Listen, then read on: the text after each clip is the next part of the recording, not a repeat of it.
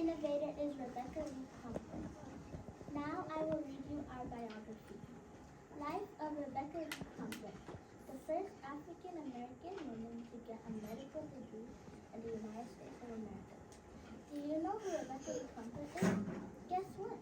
She was the first African American woman in the United States to get a medical degree. Rebecca Lee Crumpler was born in Delaware in 1831. Her aunt cared for sick neighbors and taught Rebecca about medicine. At a young age, Rebecca was very good at math.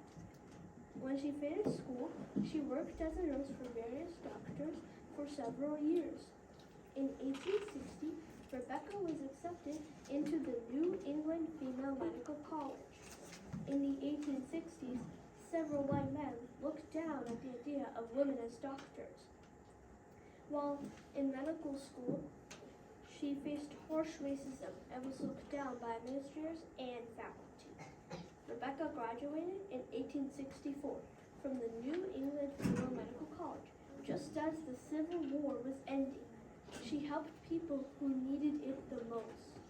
She helped and took care of African American women, and children living in poverty. She moved to Virginia in 1865 after the Civil War ended, where she worked for the Freedmen's Bureau providing medical care to newly freed slaves. While living in Charleston, Rebecca Davis had married Wyatt Lee, a Virginia native and former slave. Lee died of TB on April 18, 1863.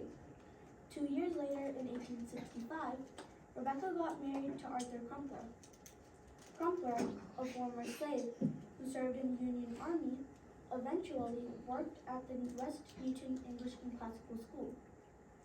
In 1869, she returned to Boston, where she practiced from her home on Beacon Hill and dispensed nutritional advice to women and children who were in poverty. In 1870, Dr. Rebecca Lee Crumpler had a daughter whose name was Lizzie Sinclair Crumpler, who had died at a young age. In 1883, she published a medical guidebook, a book of medical discourses, which primarily gave advice for women on the health care of their families. Dr. Rebecca Lee Compton died March 9, 1895, of fibroid tumors at age 64. Rebecca Lee Compton was a caring and inspiring woman who went through a lot of hardships but never gave up. In 1989, she was honored for her groundbreaking achievements when Sandra Mass Robinson, MD, and Patricia Whitley, MD, founded the Rebecca Lee Society, an organization that supports and promotes Black women physicians. Now I will read you a quote by Rebecca Lee Compton. It may be well to state here that, having been reared by a kind aunt in Pennsylvania, whose usefulness with the sick was continually sought, I early conceived a liking for and sought every opportunity to relieve the sufferings of others. Rebecca Lee Compton. That was our biography. This is our timeline, which has events from our biography. Here we have beautiful pictures that we found while we were researching about our innovator. Here are some fun facts about our innovator.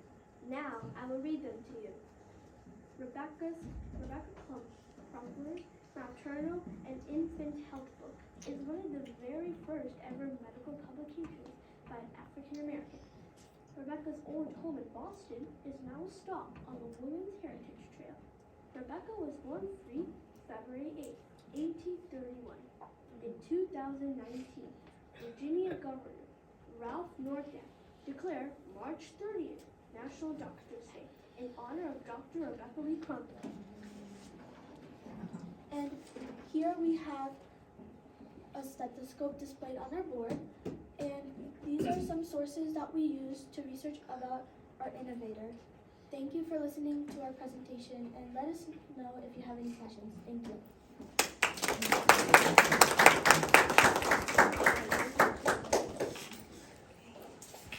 So, of all of the innovators that you had the opportunity to maybe research or look at, what prompted or attracted you to pick Dr. Crumpler as your? So why I chose her is because she was the first African American woman to get a medical degree in the USA, and she persevered and worked so hard to just get that level. And I also want to be a doctor when I grow up, and she shows me that hard work can reach any level, and she inspired me that I can be a doctor too when I grow up. I chose her because she was such a role model, and even though like several white men did not like the idea of black women as doctors, when she was in her college, she wasn't like she wanted to quit and do something else. She ignored what they said. She ignored what they said and kept on going until she graduated, and she helped other people. And due to this, I also want to become a doctor as well.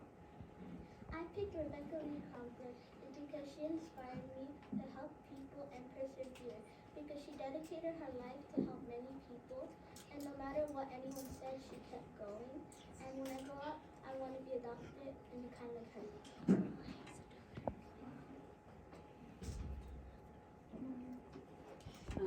I'm so overwhelmed with all this terrific, important information about this innovator who I didn't know before. So thank you for shining a light on her hard work. Did all of you three, did each of you three, I guess I should say, want to be a doctor before you knew about her? Or did her accomplishments make you decide differently? Well, I wanted to be a doctor even before I knew her, but after knowing her, she made me want to be a doctor even more and to persevere and reach my goals. Just once I never even knew her as well. But when I saw through a book and I found her, I read what happened with her, and I was like, I really want to research her because she just had like a awesome life when she like tried to help others, and that also inspired me to be a doctor as well, so I can help others and persevere just like Dr. Rebecca Lee Crumpler. Ever since I was little, I really wanted to be a doctor. And when I found about Rebecca Lee Crumpler, she really inspired me to help more people and meet my goal of being a doctor. What's the most interesting thing that you found when you were doing your research on her? So the most interesting thing that I found about her was she was born free, and it was really surprising to me. The most interesting thing I found about her is she kept going even though a lot of people said no to her and that she couldn't do it. But she made a lot of people's life better, and she helped so many people. Because the most interesting fact about her is that like she published a book, and I think the reason why she published that book because she was the first African American woman to be like a doctor. And many other women may not know like how to take care of themselves, like how to heal themselves, and including their children as well, even if the families are poor. And so if Rebecca, just like Eve, also in the biography we explained that Dr. Rebecca Lee Crumpler had a daughter whose name was Lizzie Sinclair Crumpler, who had died at a young age. Rebecca Lee Crumpler may have also written that book because she did not want any other children or any person to face the consequences about what her daughter had and make her daughter pass away. So maybe she wrote that book to help to explain others about medicine and make sure all the other people don't get what her daughter got when she died. She created a space where there wasn't one before. It was so as an African American woman. I mean, even now we hear still in 2023 about, or 24. I'm still living last year. It's okay. But about how there are different effects for different demographics, men, women, racially, ethnically. So it's amazing. I had heard of Dr. Crumpler before, but y'all definitely gave me some new information today that I wasn't aware of. Was that book just a medical book for other doctors, or was it something that parents and other people could refer to check on their It health? was for anybody. It was for anybody to know about medicine and keep their family safe. All right, judges, I think it's time for feedback. Feedback? I could tell how excited you were about her, and how when we talked about whether you wanted to be a doctor, how inspired you were by her, and that's really contagious. Should I say contagious about a medical person? But your enthusiasm and excitement about her is contagious, and I just want you to know that it's hearing stories about these pioneers is that, like the ones you told, is really inspiring. So thank you. Fantastic job, Unheard. This is my second presentation of the day, and I'm just kind of in awe. A really great job of not just knowing the information, but also having the visual aids. That helps as you get a little older. You'll understand and know how much more that means a lot to your audience, instead of just talking at them. And not only do you, I know you all have note cards, but it's obvious that you know this information, that you're really connected to it. So please keep that same excitement going. But really great job.